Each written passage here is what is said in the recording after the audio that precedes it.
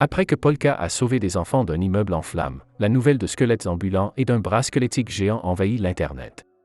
Misaki, quant à elle, ne se préoccupe pas de la tournure des événements. Misaki ne voit pas d'inconvénient à sortir avec le garçon qui l'a tué et ressuscité, il se peut même qu'elle soit amoureuse de Polka. Il s'avère que Clarissa est propriétaire du bâtiment connu sous le nom de bâtiment de la torture, mais Polka est heureuse car le bâtiment est rempli de fantômes qui lui permettent de reconstituer sa magie. Le corps de Polka appartenait à l'origine à quelqu'un qui avait une famille. Pour les apaiser, il décide de leur envoyer des cartes postales pour les informer qu'ils passent des vacances prolongées. Retrouver les souvenirs d'un passé lointain est difficile pour notre Polka. Un souvenir en particulier l'a fortement marqué. Polka ne sait pas s'il est dans un autre monde ou dans son propre monde mais dans des temps différents, car les créatures de ce monde sont les mêmes que celles du sien. Heureusement, il n'y a pas de religion geldwoodienne ici, ce qui est un soulagement. Dans son monde, il était considéré comme une abomination par les adeptes de cette religion, car il était un squelette démoniaque colossal. Polka révèle que sa véritable identité est celle du célèbre Corpse God. Si Misaki trouve cette révélation fascinante, Kuruya semble hésiter. Il ne reste plus à Polka qu'à trouver qui a payé pour faire tuer le corps de ce jeune garçon. Misaki et Kuruya ne savent pas qui a commandité le meurtre de Polka, mais Clarissa est au courant et garde le secret en échange de l'utilisation du bâtiment.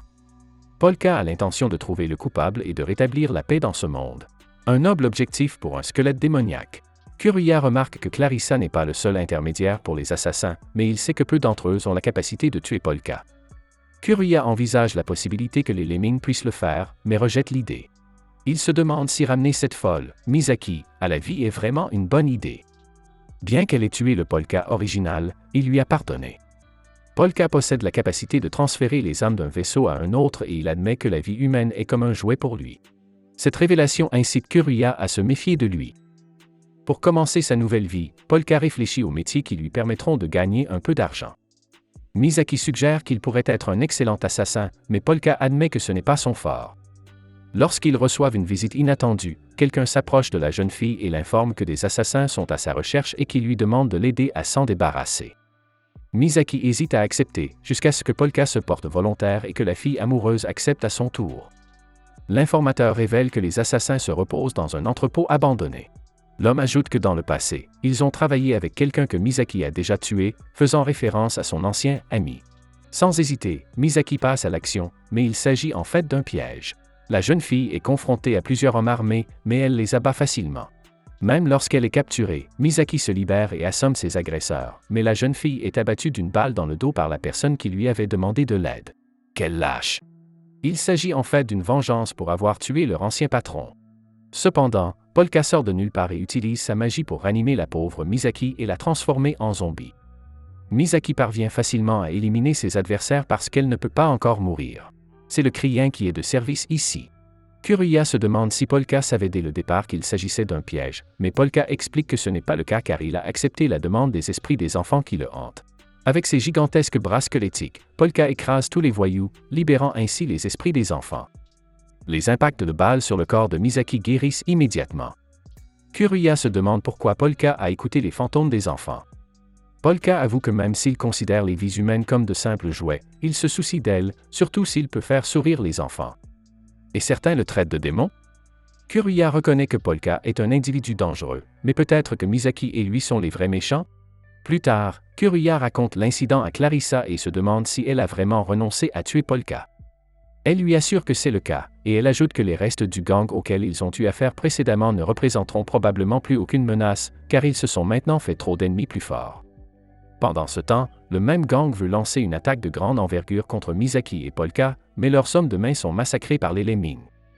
Polka révèle que les vampires existaient dans son ancien monde. Misaki trouve l'idée d'être un vampire intéressante et Polka admet qu'avec suffisamment d'énergie, il pourrait la transformer en un personnage de jeu vidéo. Kuruya se demande combien de temps ils vont continuer à jouer, mais l'homme fait également remarquer que sa vie l'ennuie. Pendant ce temps, Clarissa profite de son massage et réfléchit au penchant de Polka pour les enfants, réalisant qu'il pourrait s'agir d'un moyen de contrôler cette entité démoniaque. Soudain, Clarissa reçoit un appel téléphonique de son client qui voulait tuer Polka. Elle s'enquiert de la cible, mais son interlocuteur l'informe que Polka n'est qu'une lycéenne, et Clarissa met fin à son contrat avec l'homme. Pendant ce temps, un homme s'excuse auprès d'un groupe, expliquant qu'il n'a pas les moyens de payer parce qu'il n'a pas réalisé qu'une seule bière coûterait 60 000 yens. Pendant ce temps, un client ivre cherche Clarissa et se plaint que de plus en plus de bars volent leurs clients. Il mentionne également les squelettes vus récemment et touche les fesses d'une fille de façon inappropriée. Pendant ce temps, dans le bâtiment des tortures, Kuruya exprime sa curiosité au sujet du corps de Misaki et Polka explique que la jeune fille est capable de se guérir elle-même, ce qui la rend pratiquement immortelle. Polka lui conseille de consommer de la viande crue en cas de blessure grave. De plus, la salive de la jeune fille contient un puissant effet paralysant. Elle est un mélange entre un zombie et un Pokémon. Kuruya la teste en mordant Polka, ce qui le paralyse. Misaki demande en plaisantant à l'homme s'il veut qu'elle le morde, mais il répond qu'il n'est pas intéressé par les femmes zombies. Pendant que le garçon est paralysé, Polka se demande si les héros existent dans ce monde. Pendant ce temps, la police enquête dans le quartier où Polka a eu affaire à des voyous. Soudain, un homme couvert de bandages, les Lemmings, apparaît et détruit le rocher. Lorsque les policiers se précipitent pour enquêter, l'homme disparaît, mais ils trouvent les corps des voyous. Pendant ce temps, l'homme qui n'a pas payé sa boisson bat les malfrats, mais reçoit soudain un appel. Au même moment, l'homme ivre qui cherchait Clarissa reçoit également un appel et, furieux de ne pas pouvoir voir la femme aujourd'hui, il quitte le bar. Kuruya est curieux de connaître le monde d'où vient Polka et lui pose d'autres questions. Polka explique que leur monde utilise également un système décimal et que la plupart des gens ont 10 doigts, avec quelques variations étranges. Polka pense qu'il s'agit toujours de son monde, car les gens ont la même apparence et la magie fonctionne de la même façon. Polka se demande si les deux mondes sont liés. La paralysie disparaît et Misaki remarque que sa nouvelle capacité est très utile. Polka déclare que plus on connaît de moyens de mettre un ennemi hors d'état de nuire, mieux c'est. Kuruya est d'accord avec eux, surtout après avoir vu Polka cacher les récents cadavres. Polka affirme cependant qu'ils sont toujours en vie, mais qu'ils ne sont probablement plus assez sains d'esprit pour avoir été témoins de tout cela. Pendant ce temps, l'homme du bar et celui qui a battu les escrocs se rencontrent, et nous découvrons qu'ils font partie d'une équipe enquêtant sur des événements de nature occulte. Les escrocs sont bien vivants, mais placés dans des positions inhumaines. Les principaux suspects sont les Lemmings, la faucheuse et l'insecte cracheur de feu, mais ils estiment que cette situation ne leur appartient pas, car elle est très différente de leur méthode de torture. Les deux hommes sont impatients de poursuivre leur enquête et de trouver le fou qui a perpétré cette scène macabre. Ceci est le 3e épisode de ce nouvel anime. Si vous voulez la suite, commentez avec Zombie. Abonnez-vous, commentez et laissez un like. Merci d'avoir regardé.